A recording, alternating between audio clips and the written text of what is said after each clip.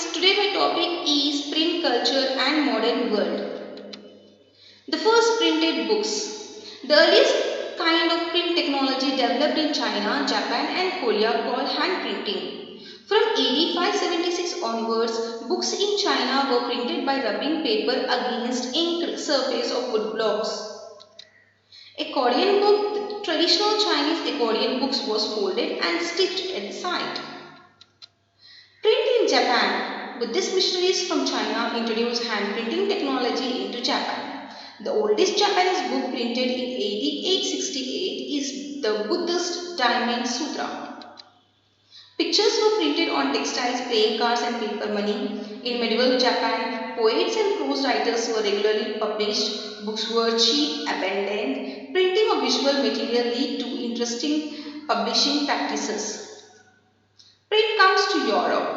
In 1295, Marco Polo, a great explorer, returned to Italy after many years of exploration in China. He brought the knowledge of print technology back with him from China. Luxury editions were still handwritten on very expensive vellum.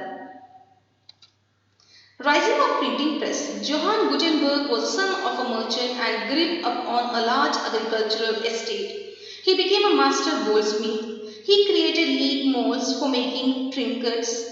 He adopted this technology to design new innovations. The Olive Press provided the model for printing press. Molds were used for casting metal types for the letters. By 1448, he perfected the system. The first book he printed was the Bible with 180 copies. It took 3 years to produce them. A new reading public. A new reading public emerged. Printing press reduces the cost, time and labor. Books flooded the market. Common people live in the world of oral culture. They heard text read out, ballads recited and folk tales narrated. Access to book created a new culture of reading among common people. Religious debates and the fear of print. Print created the wide circulation of ideas, introduced a new world of debate and discussions. Fear of print. Many were apprehensive of the effect of wider circulation of books on the mind of the people. Rebellious or irreligious thoughts might spread. The authority of valuable literature would be destroyed. This anxiety to the widespread criticism of the print media. Example, in 1570, the religious reformer Martin Luther wrote 95 theses criticizing many of the practices and rituals of the Roman Catholic Church. This led to a division within the church and the beginning of the Protestant Reformation. Print and dissent. Print and religious literature stimulated many distinctive individual interpretations of faith. Menaggio reinterpreted the message of Bible and formulated a view of God and creation that emulates the Roman Catholic Church. Menaggio was executed from his heretical ideas. The reading mania. The literacy level in Europe increased up to 60 to 80% in 17th and 18th century. High literacy level created new reading public. Booksellers employed peddlers to roam and sell books. India and the world of print. The Portuguese missionaries first brought printing press to Goa in the mid-16th century. The first books were printed in Konkani language. By 1674, about 50 books had been printed in Konkani and Kannada languages. Catholic priests printed the first Tamil and Malayalam book in 1579 at Kochi and 1713 respectively.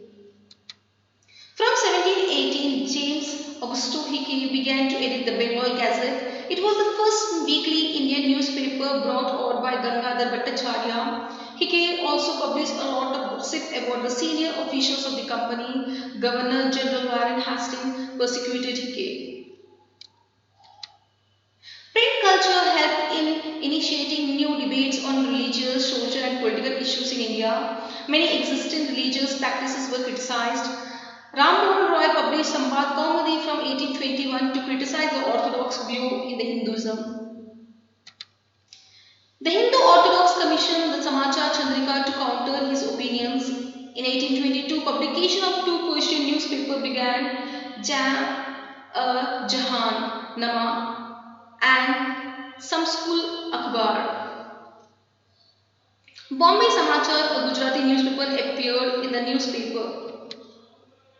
In North India, the ulama began to publish cheap lithographic print which contained Persian and Urdu translation of holy scriptures. They also published religious newspapers and tracts. The Deoband Seminary was founded in 1867. It published thousands upon thousands fatwas about proper conduct in the life of Muslims.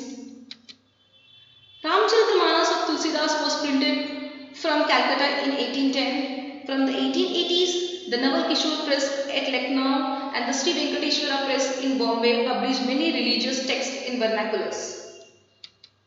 New forms of publication. Initially, people got to read the novels which were written by European writers, but people could not relate to those novels because they were written in the European context.